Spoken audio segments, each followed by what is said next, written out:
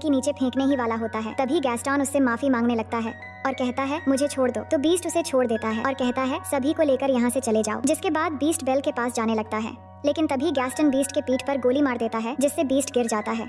लेकिन गैस्टन भी जहाँ पर खड़ा था वो जगह भी अचानक टूट जाता है, जिससे वो वहाँ से गिरकर मर जाता है।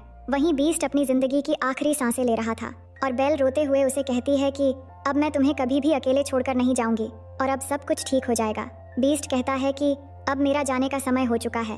तभी गुलाब की आखिरी पंखुड़ी भी गिर जाती है और बीस्ट भी पूरी तरह से खामोश हो जाता है और उसके साथ में वहाँ पर जितने भी उसके साथी थे वो एक दूसरे से बात करते हुए एक एक करके वो भी हमेशा के लिए खामोश हो जाते हैं और बेजान हो जाते हैं।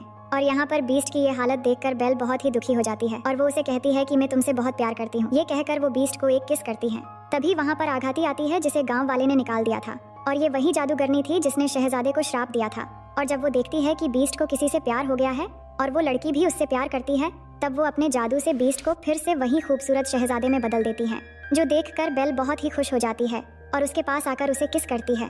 और इसी के साथ ये पूरा महल भी श्राप मुक्त हो जाता है और फिर से एक खूबसूरत और आलीशान महल बन जाता है।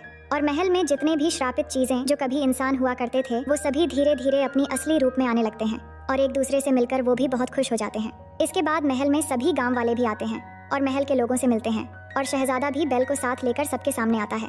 और सब मिलने के बाद महल में फिर से वही खुशी का माहौल लौट आता है और सब मिलकर गाना गाते हुए डांस करने लगते हैं।